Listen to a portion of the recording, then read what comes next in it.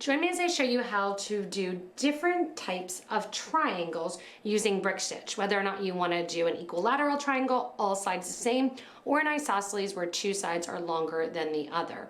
We're going to show how to do that using some forms and showing those basics of brick stitch earrings. Remember, if you don't have any materials and need some, look below the video in the description. We'll put links there to everything that are used to create these fun triangle forms. So what I want to teach you is how to do brick stitch, but also how to do a modified brick stitch. It's still brick stitch, but we're going to be using 2, 3, 4, 5 drop brick stitch. That is how you're going to get the different shapes of triangles. If you do a single bead at a time and continue to go up, you're going to get what's called an equilateral triangle, meaning the base and the sides are about the same length. Just like these here, you notice if you do full width Delicas, you're getting them the same length. You can attach them to any forms, you can attach to any beads if you want to, and really do brick stitch even with nothing. Again, there's a bunch of videos that will be linked in the description to get back to the website that show different styles of brick stitch. We're going to be doing traditional brick stitch, and then we're also going to be doing a 2-drop brick stitch. What that's going to do is, as we use more than one bead at a time, it elongates our triangle. The more beads you do, the longer that isosceles triangle, or one side shorter, two sides equal longer, is going to be. In our sample piece, we used the same rectangular rose gold squares, but we used them tall. We're going to use them wide, and we're going to show you how to do the 2 different types of brick stitch. I have a couple different beads here because I want to go over the difference in sizes. And to begin, I have a size 10 needle with some size 8 dragon thread, and I'm going to tie it onto my form. We're going to tie this onto the form to begin the brick stitch, and we're going to start with just your basic brick stitch, doing a single bead at a time, running along the top here, creating that top triangle. After you learn and have that, we're going to continue, and I'm going to teach you how to do that multi-drop triangle and how to step up on those. So we're going to begin with this top triangle first. And whenever you do brick stitch, you're going to start each row by adding your 2 columns or your 2 beads at once. I know from our start that it is about 12 beads wide, and I'm going to pick up 2 11-0 Delicas in my green color and add those to my needle, letting them drop down near the form.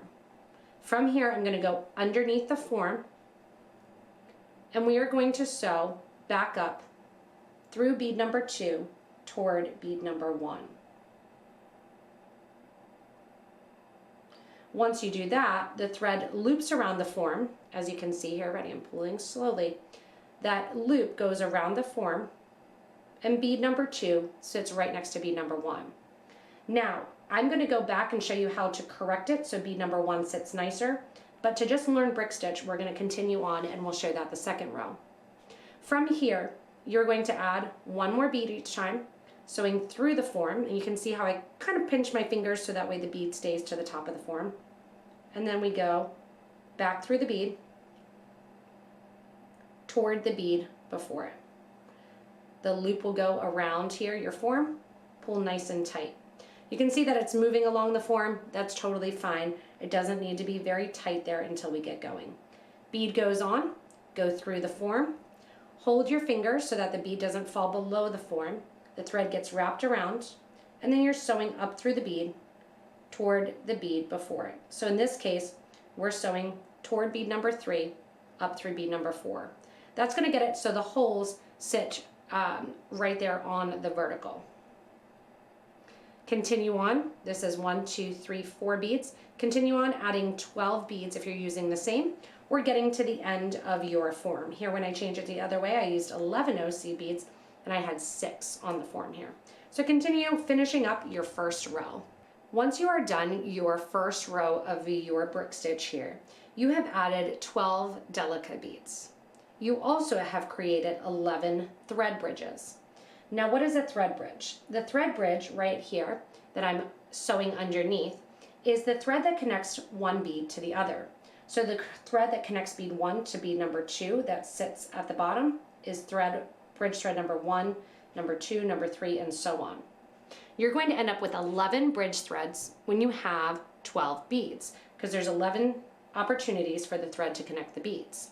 When you get down to 10 beads, you're gonna have 9 bridge threads or thread bridges. 8, you're gonna have 7, and so on. That is how you're going to get a nice equilateral triangle and have it be in nice rows where it goes exactly in place. What we are going to do is also, though, show how to use different size beads, and you may need to skip one. However, to create row 2, we're going to do another row of Delicas.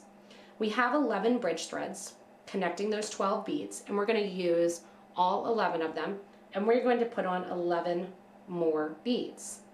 To start out our row, we are picking up 2 more Delicas.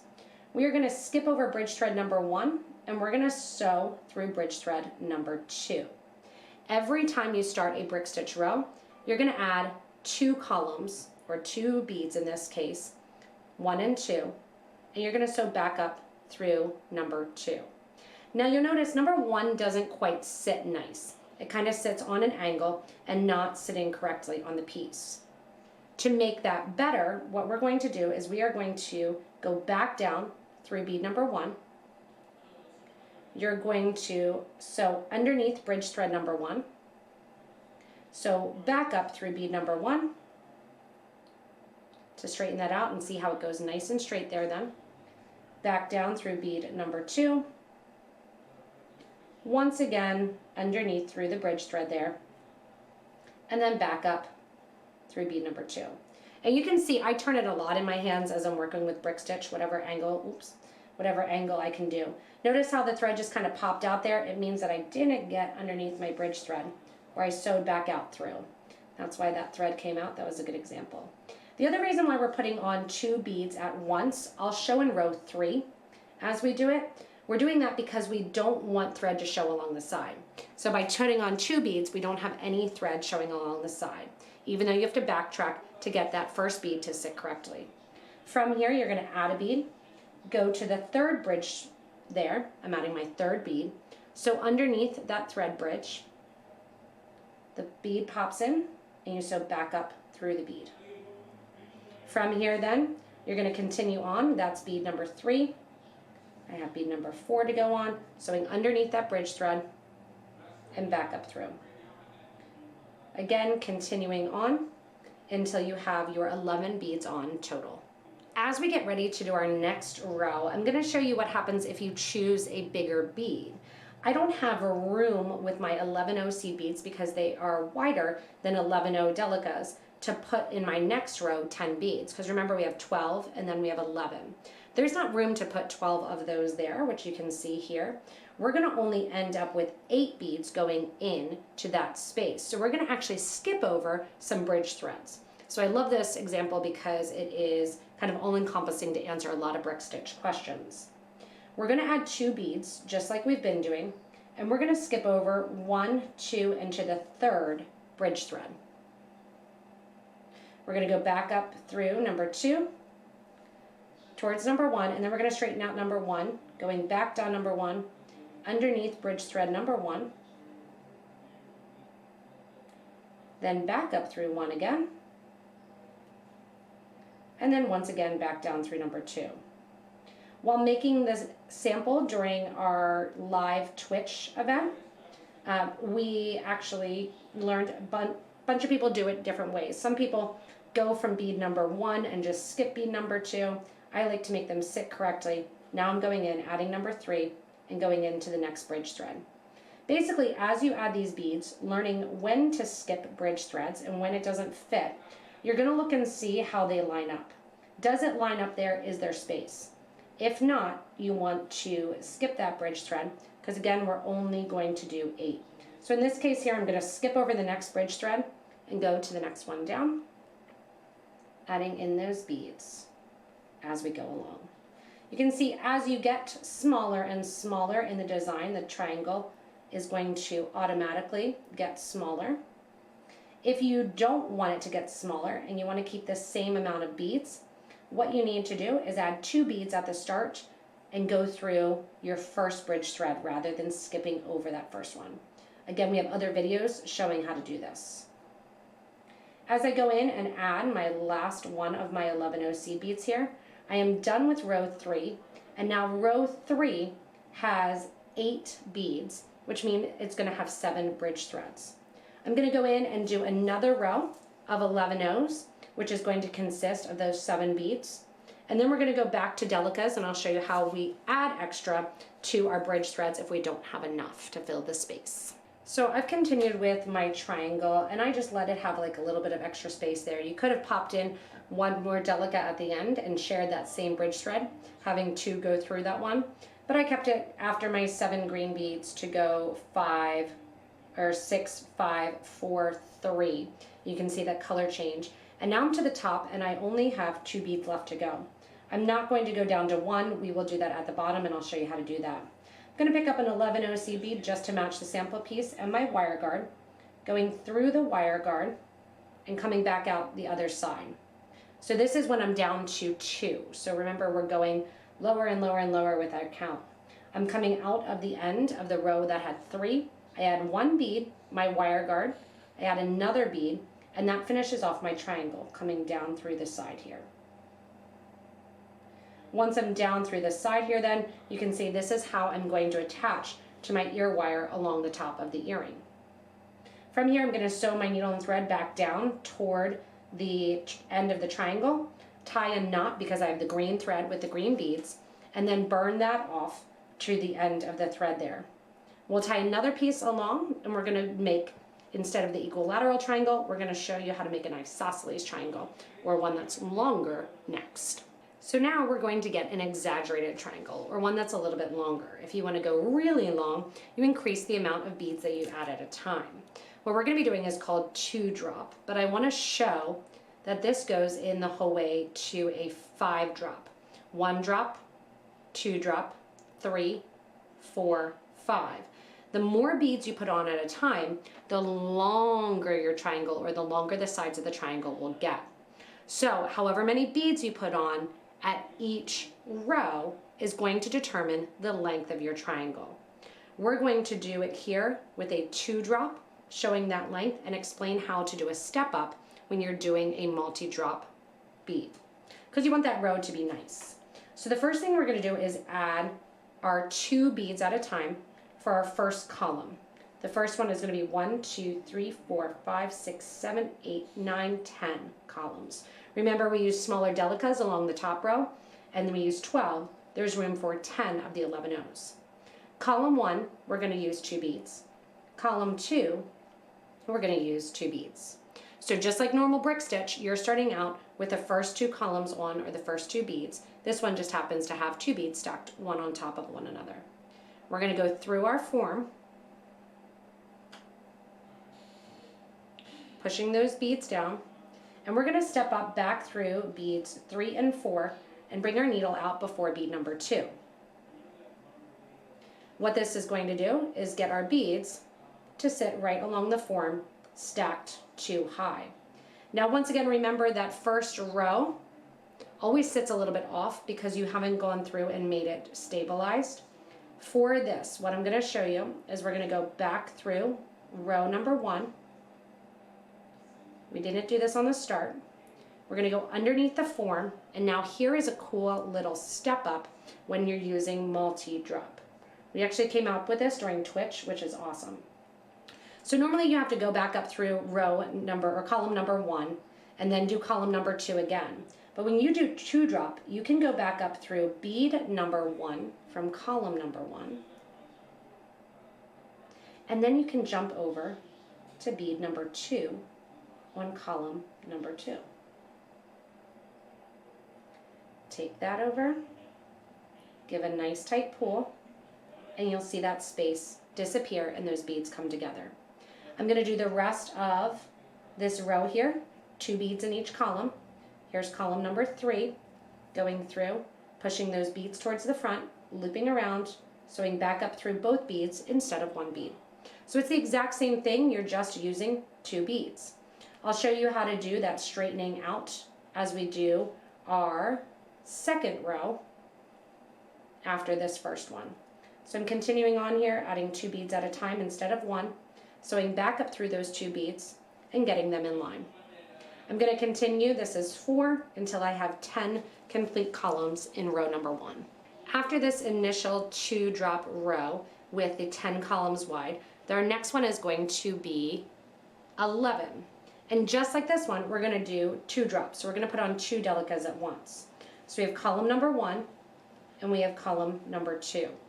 I'm gonna flip the piece in my hand because I like sewing away from me and I think it's easier for you to see as well. I'm gonna skip over bridge thread number 1 and I'm gonna sew underneath bridge thread number 2 to create that second column. Those beads automatically kind of fold and sit next to one another. We're gonna go up through beads number 4 and bead number 3. And then once you're at the top there, I want you to give a nice little tight pull. Go down through beads number 2 and number 1 to straighten out that first row. Tuck underneath the bridge thread on between columns 1 and 2 from row 1 and 2. Go up through bead number 1 in column number 1. That will get that to sit exactly where you need it to be. And then skip over going up through bead number 3, which is the second bead in column number 2. This will get them to sit that side by side and that bead to kind of sit in place. From here we continue on. 2 beads, next bridge thread. Going under, stack them 1 and 2 high, and go back up then through those 2 beads. If your beads happen to fall off as you're doing this step, it just means by accident you sewed back underneath that bridge thread, which pulled that in the opposite direction. Continue on adding in your beads, 2 high, and a total here of 9 columns. Just to show that step up again, when you're going through bead column number 2, you come back down column number 1, go underneath the bridge thread to make that row cooperate, go up through bead number 1 in that row to pull that bead into place, and then instead of going through bead number 2, sneak over to column number 2 and go through bead number 2. That saves you a whole lot of thread and it makes it faster for you to continue on then to do your next row. You're going to continue to do your next rows as that 2 drop.